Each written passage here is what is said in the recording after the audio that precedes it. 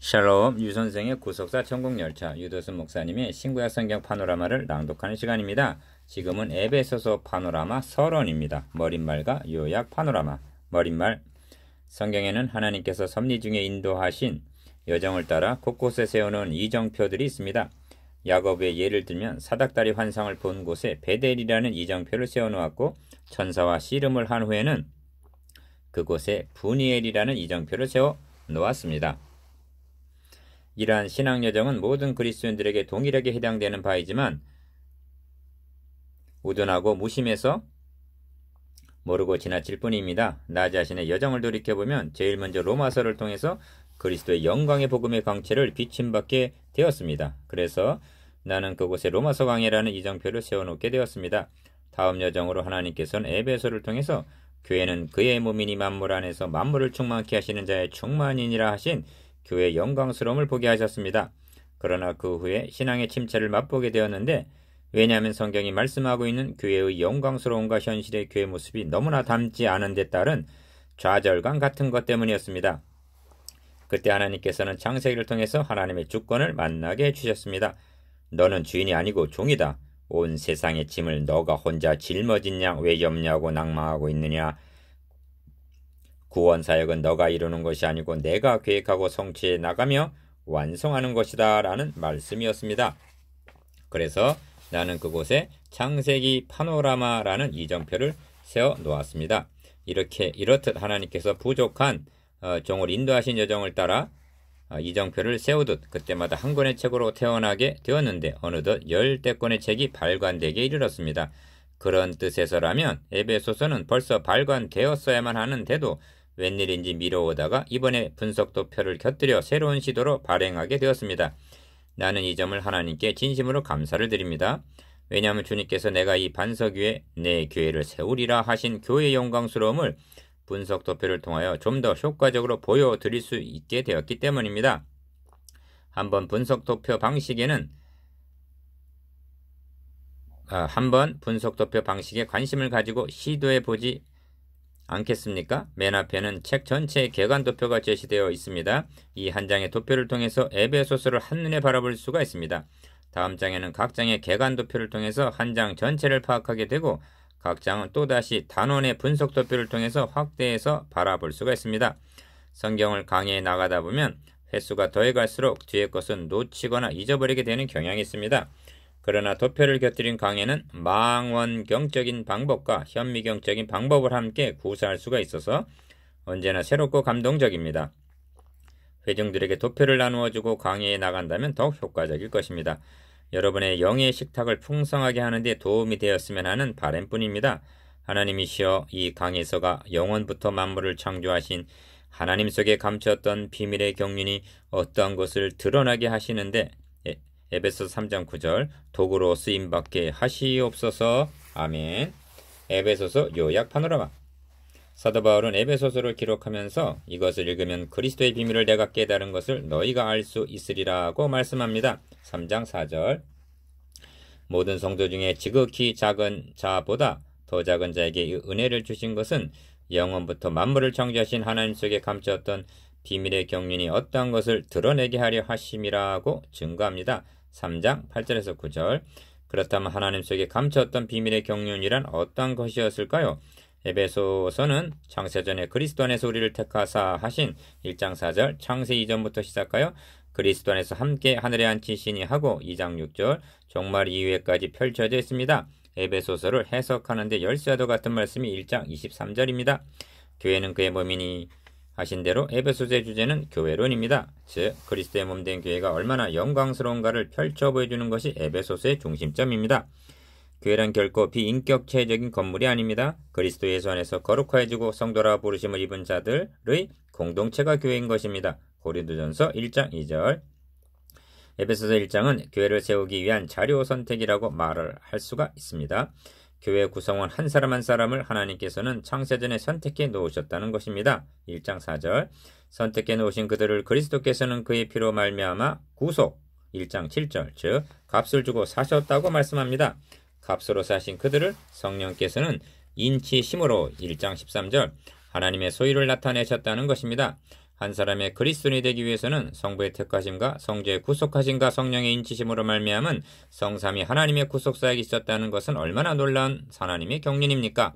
이 장에서는 그들이 서로 연결되어 지어져 가는, 즉 교회가 세워져 가고 있음을 보게 됩니다. 너희는 사도들과 선지자들의 터 위에 세우심을 입은 자라. 그리스도 예수께서 친히 모퉁이 돌이 되셨느니라고 말씀합니다. 2장 20절. 성도들은 그 한 사람 한 사람이 성전이며 이 작은 성전들이 모여서 연결되어 지어져 가는 것, 이것이 교회라는 것입니다. 건물마다 서로 연결하여 주 안에서 성전이 되어가고 너희도 성령 안에서 하나님의 거하실 처소가 되기 위하여 예수 안에서 함께 지어져 가느니라고 말씀합니다. 2장 21절에서 22절. 성령 안에서 예수 안에서 하나님이 거하실 처소가 되기 위하여 이 사역은 성령과 성자와 성부와 관련된 사역임을 2장에서도 말씀하고 있습니다. 당신의 교회 일원이 되었다는 것이 얼마나 영광스러운가를 아셨습니까? 그리스도는 우리의 화평이신지라 돌로 하나를 만드사 중간에 막힌 담을 허셨다고 말씀합니다. 2장 14절. 전에는 하나님과 인간 사이에, 인간과 인간 사이에 수많은 담이 가로막혀 있었습니다. 그리스도께서는 하나님과 인간 사이에 담을 허셨습니다. 또한 인간과 인간 사이, 즉 유대인과 이방인 사이의 담을 남자와 여자, 상정과 종의 사이에 가로 놓여 있던 담을 허셨습니다. 그래서 하나님과 인간 사이를 화목케 하셨으며 인간과 인간 사이를 하나 되게 하사 서로 연결하여 지어져 가게 하셨던 것입니다. 모든 그리스도인들은 똑같은 두 사람이 없을 정도로 다양합니다만 그들을 그리스도 안으로 부르사 하나로 품으신 것입니다. 이것이 바울 신학을 한마디로 요약한 엔 크리스토, 즉 그리스도 안에서의 뜻입니다. 교회는 오직 둘이 있을 뿐입니다. 하나는 하늘에 있고 하늘에 있는 천상교회요, 하나는 땅에 있는 지상교회입니다. 하나님의 궁극적인 목표는 하늘에 있는 것이나 땅에 있는 것이 다 그리스도 안에서 통일되게 하려 하심이라에 있는 것입니다. 1장 10절. 구약시대는 성막과 성전을 하나님이 거하시는 처소라고 불렀습니다만 신약시대에는 교회를 하나님이 거하시는 처소라고 말씀합니다. 2장 22절. 3장에서는 교회를 위하여 기도하는 것이 나옵니다. 마치 솔로몬이 성전을 완공하고 기도를 드린 것 같습니다. 솔로몬 기도를 마침에 불이 하늘에서부터 내려와 그 번제물과 제물들을 사르고 여호와의 영광이 그 전에 가득하니 하십니다. 역대하 7장 1절. 사도 바울의 기도는 하나님의 모든 충만하신 것으로 너희에게 충만하게 하시기를 구하노라고 끝을 맺고 있습니다. 에베소 3장 19절. 아시겠습니까? 교회란 하나님의 모든 충만하심으로 충만하게 하신 그렇게 영광스러운 것입니다. 모세의 성막을 완성했을 때에도 그 후에 구름이 회막에 덮이고 모세의 영광이 성막에 충만함에 하십니다. 출애굽기 40장 34절. 성막이나 성전은 본래 임마누엘의 그림자입니다. 골로새서 2장 9절에 그리스도 안에는 신성의 모든 충만이 육체로 거하시고 합니다. 이것이 말씀이 육신이 되어 우리 가운데 거하심에 우리가 그 영광을 보니 아버지의 독생자의 영광이요 은혜와 진리가 충만하더라 인 것입니다. 요한복음 1장 14절. 우리는 더 나아가면 합니다. 너희도 그 안에서 충만해졌으니 하십니다. 골로새서 2장 10절. 이제는 예수 그리스도의 구속으로 말미암아 교회 위에 하나님의 영광이 충만해진 것입니다. 머리에만 충만하고 몸에는 텅텅 빈 것이 아닙니다. 몸에도 충만합니다. 참것의 그림자의 하나님의 영광이 그토록 충만케 하셨다면 하나님이 자기 아들의 피로 사신 참것에는 하나님의 영광이 더욱 충만케 하심을 모형적으로 보여주시기 위해서였습니다. 오순절 성령 강림하신 성령은 오순절에 강림하신 성령은 모세의 성막에 충만하고 솔로몬의 성전에 충만하듯이 마가의 다락방에 충만한 것이 아니었습니다. 거기 모인 120명 제자들에게 충만하였던 것이었습니다. 이제 교회에 비교할 수 없는 영광스러움을 아셨습니까? 알고만 있지 마십시오. 믿는다고만 말하지 마십시오. 누리십시다. 예배드릴 때 그 영광 중에 들어가 있음을 묵상하십시오. 감정이나 느낌이 어떠하든지 하나님의 신실하신 약속의 말씀에 근거하여 이를 확신하시기를 바랍니다. 나아가 성령의 교통하심 가운데 고린도후서 13장 13절 하나님의 임재를 맛보시기를 사모하십시오. 무엇보다도 여러분이 이토록 영광스러운 주님의 몸된 교회의 일부분임을 명심하십시오. 이를 망각하시지 마시기 바랍니다. 사도는 교리만을 증거하는 데 멈추지 아니하고 이 영광스러움을 구체적으로 적용시켜주고 있습니다. 교회가 하나님의 영광으로 충만하다는 것은 구성원인 성도 한 사람 한 사람이 충만함을 의미합니다. 또한 성도 한 사람 한 사람이 충만하다는 것은 그들의 보금자리인 가정의 충만함을 의미합니다. 그들의 직장에 충만합니다. 그래서 교회의 사명은 만물 안에서 만물을 충만케 하시는 자의 충만인이라고 말씀합니다. 1장 23절 그리스도인들이 개인적으로 가정적으로 사회 일원으로서 충만한 삶을 살아갈 때 만물은 하나님의 영광으로 충만해지는 것입니다.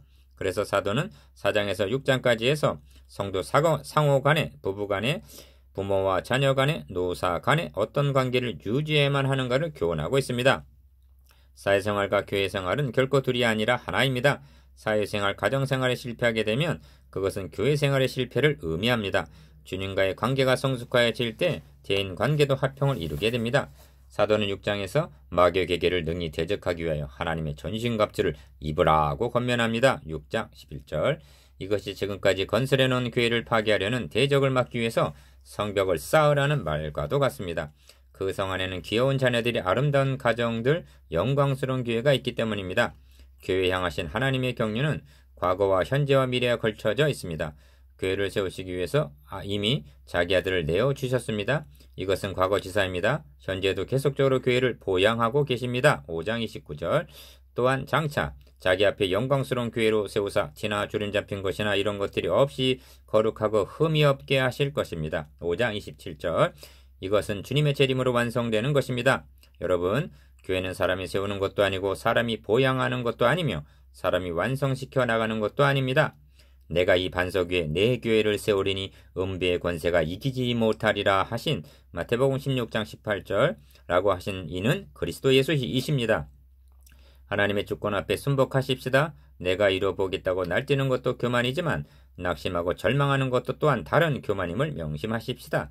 하나님의 교회는 하나님이 세우시고 하나님이 보양하시며 하나님이 완성해 나가십니다. 묵상해 봅시다. 1장의 내용을 요약해 보십시오. 2장의 내용은 무엇입니까? 3장을 요약해 보십시오.